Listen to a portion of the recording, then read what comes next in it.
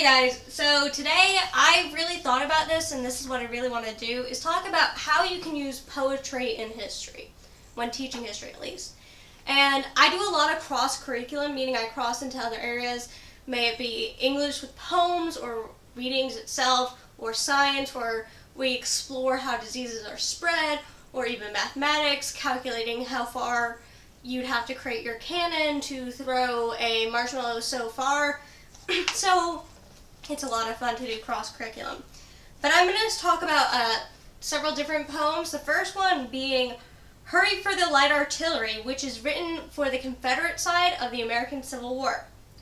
On the unsteady sway of the gentle slope, full of valor and nerve by hope, the infantry swayed like a coming sea.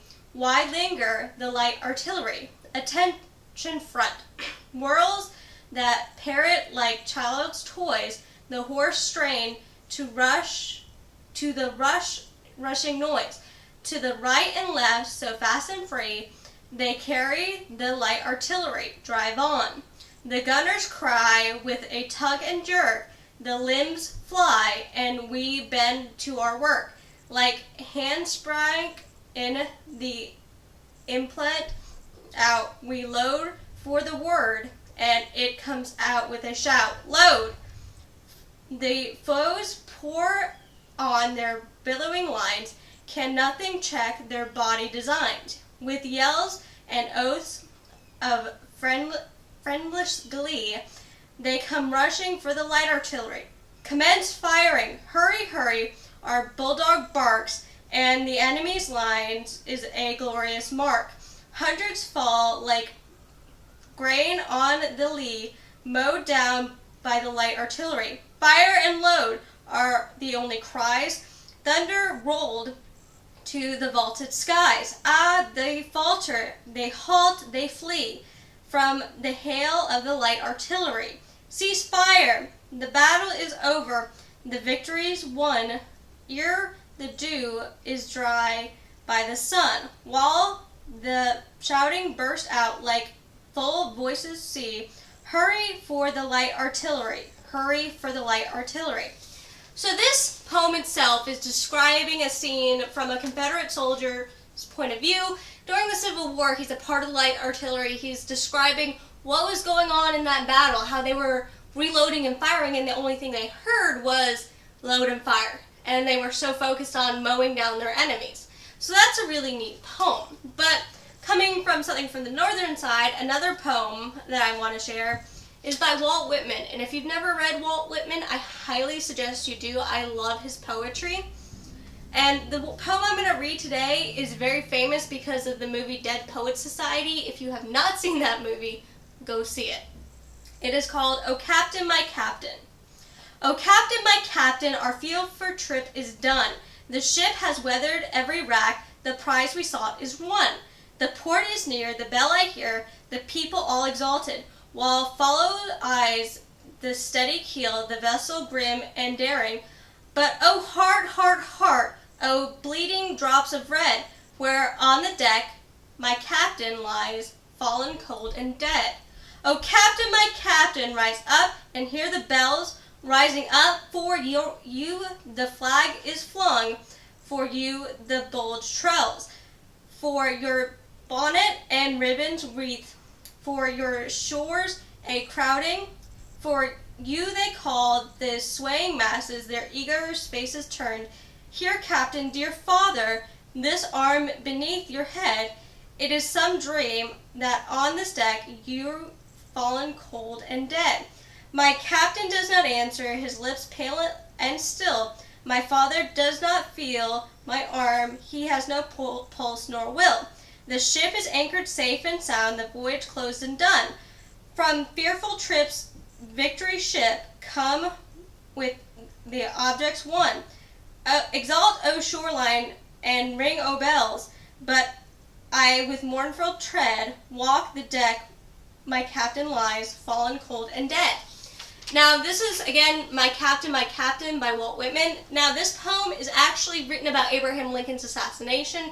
Walt Whitman was actually really close with Abraham Lincoln, and to have students read that poem and kind of analyze it for the metaphors and the similes and like the information Walt is giving you about the historic time period, how everybody was so excited the Civil War's over, and everybody's looking at Lincoln as this great hero, and then all of a sudden he's shot and he's taken away from the world, and that devastation they felt.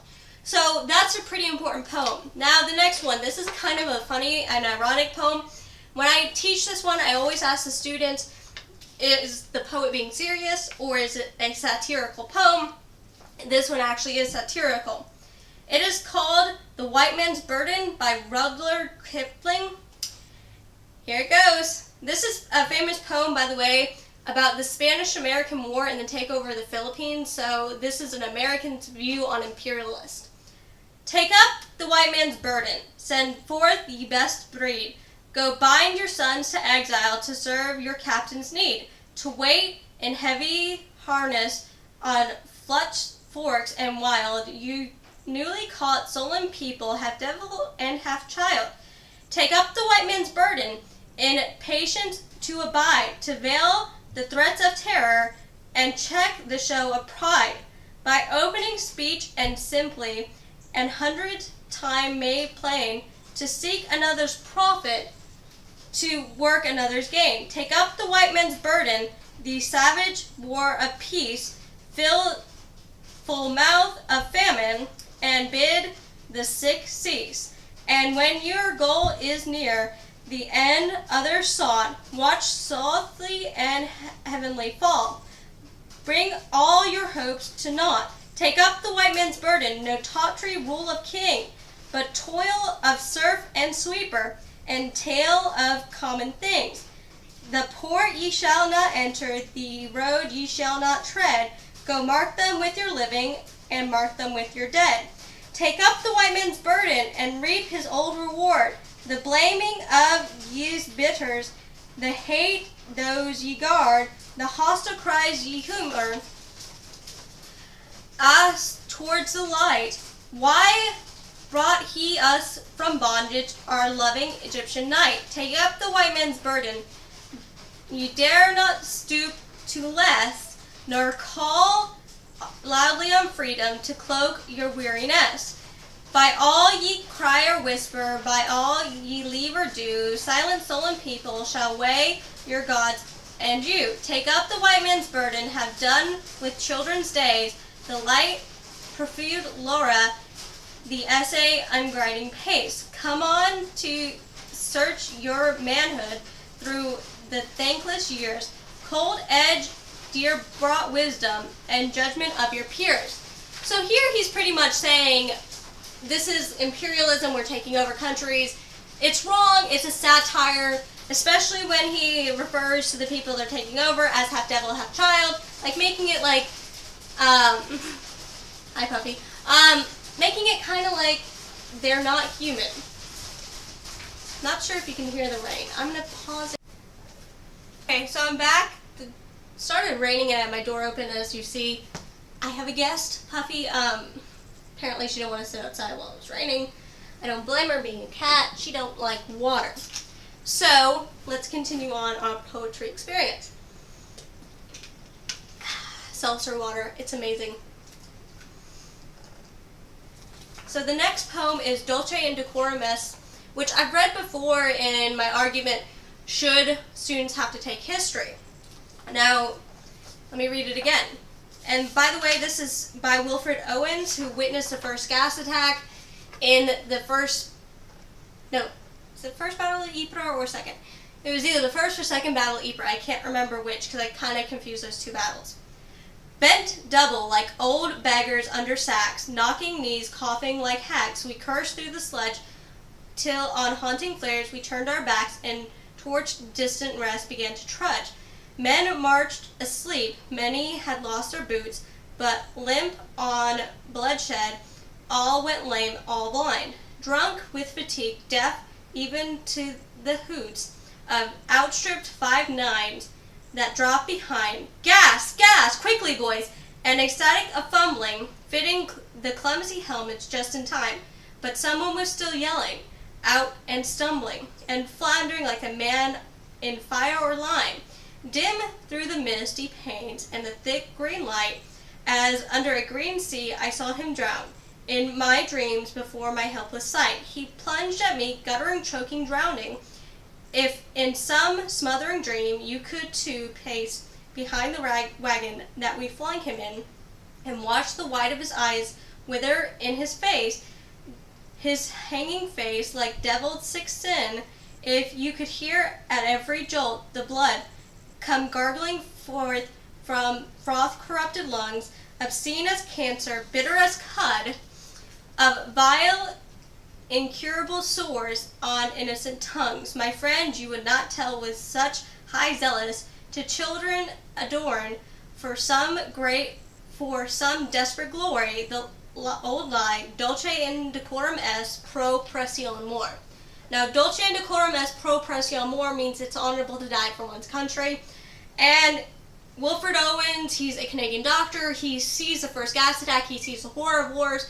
And he writes this kind of in response. And it's actually a really good poem, and I really like using it because it makes students think. Now, the next one is by Lord Alfred Tennyson.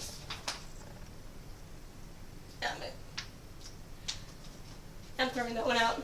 I don't like that one. I printed that one kind of last minute, but I don't really like that poem. It's good, but at the same time not. So this is the last poem. This is The Charge of the Light Brigade by Lord Alfred Tennyson. Half a league onwards, all in the valley of death rode the 600. Forward, the light brigade! Charge for the guns, he said. Into the valley of death rode the 600. Forward, the light brigade! Was there a man's dismay? Not through the soldiers knew.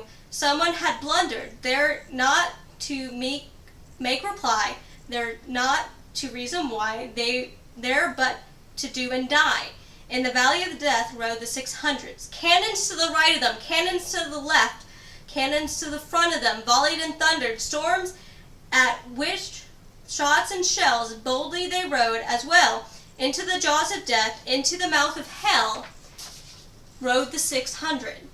Flashes all their sabers bare, flashed as they turned in the air. Sabers with guns there, charging an army while all the world wondered. Plunged into battery smoke, right through the line they broke, crossing Cossack and Russian, reeled from the saber strikes, shattering the sunder. Then they rode back, but not the 600. Cannons to the right of them, cannons to the left of them, cannons behind them, volleyed the thunder.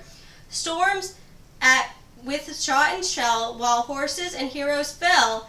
They had fought so well. Came through the jaws of death, back from the mouth of hell, all that was left of them, left of the 600. When can their glory fade? Oh, the wild charge they made. All the world wonders, honor they made. Honor the light brigade, the noble 600. Now, this poem is actually about the Crimean War, and Alfred Tennyson's describing a charge of a light brigade that should have been called off, and it actually was, but there was a miscommunication where the commander of Light Brigade was never told that it was called off, and his men charged into this valley where you had the Russians and the Cossacks sitting up on hills firing down on them, and it pretty much annihilated that whole unit. And that's kind of the irony in this poem, and this is why it's good to present poems in history, because I feel it gives the student the opportunity to kind of interpret. It's not as cut and dry as reading, like, say, the report of this battle, like, from a person's point of view. You have a poet who's kind of making it artsy, so it gives that other form of art. So do you guys agree with using poetry in classrooms? Leave a comment below. Tell me what you think. Also, guys, I'm going to get with one of my really good friends. She's my soul sister, and we're going to do a video talking about art. She's an art teacher, I'm a history teacher. We're going to talk about several different periods of art and like different paintings and painting styles. And she also has a daughter who I taught, so it would be really a lot of fun because all of us are going to get together and we're going to do this together. So look for that. Well, bye.